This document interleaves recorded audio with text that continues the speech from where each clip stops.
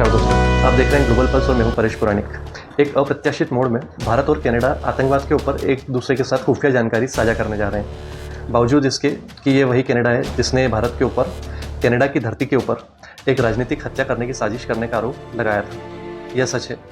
उस हत्या की उस खौफनाक साजिश के बावजूद ये दोनों देश अब एक दूसरे के साथ सहयोग के लिए आगे बढ़ रहे हैं। दरअसल ब्लूमबर्ग में छपी एक रिपोर्ट के अनुसार इस हफ्ते आयोजित होने वाली G7 समिट के लिए भारत को कनाडा के द्वारा इनविटेशन दिया जा चुका है और ऐसा एक्सपेक्ट किया जा रहा है कि इस समिट के दौरान इस एग्रीमेंट के ऊपर हस्ताक्षर किए जा सकते हैं, जिसके अंतर्गत भारत और कनाडा ग्लोबल क्राइम, टेररिज्म और एक्सट्रीमिज्म के ऊपर एक दूसरे के साथ मिलकर काम करने जा रहे हैं। ये सब कुछ जो हो रहा है ये उस घटना के बावजूद हो रहा है, वो भी तब जब कनाडा के फेडरल पुलिस के द्वारा भारत सरकार को इस राजनीतिक हत्या की आदेश देने का आरोप लगाया गया है और वहाँ के फेडरल पुलिस ने इस घटनाक्रम में 4 लोगों के खिलाफ न सिर्फ चार्जेस फ्रेम किए बल्कि उनके खिलाफ ट्रायल भी चल रहा है। लेकिन इन सब के बावजूद कनाडा के द्वारा भारत को G7 समिट के लिए इनविटेशन दिया जा चुका है। हालांकि जब प्रेस द्वारा कनाडा के PM से मार्क कार्नी से इस बारे में सवाल किया गया तो उन्होंने अपने इस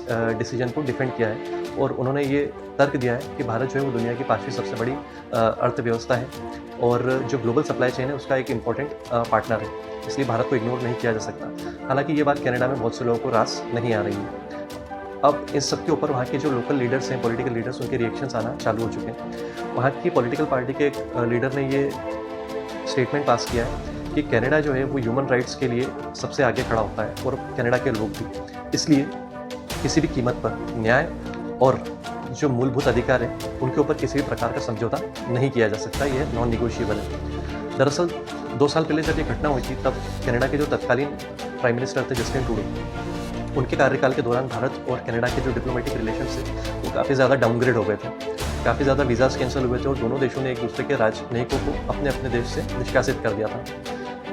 इसके बावजूद जो कनाडा के वर्तमान प्रधानमंत्री हैं वो इस टूटे हुए रिश्ते को जोड़ने का एक प्रयास कर रहे हैं, जबकि न्याय की मांग अभी भी अधूरी है। इन सब के बीच में एक और चौंकाने वाला खुलासा सामने आया है।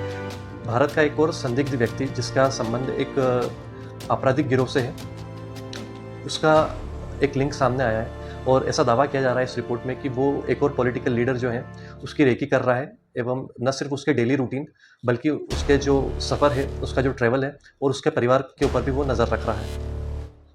और एक और वहाँ के जो पॉलिटिकल लीडर हैं उनका ये स्टेटमेंट सामने आया इसके बाद कि कनाडा में जब वहाँ के पॉलिटिकल लीडर्स ही सेफ नहीं है तो आम जनता की सुरक्षा का क्या होगा।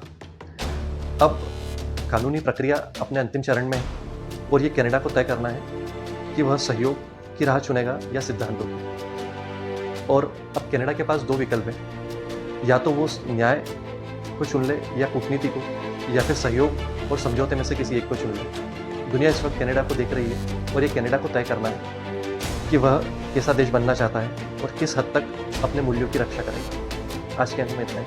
धन्यवाद।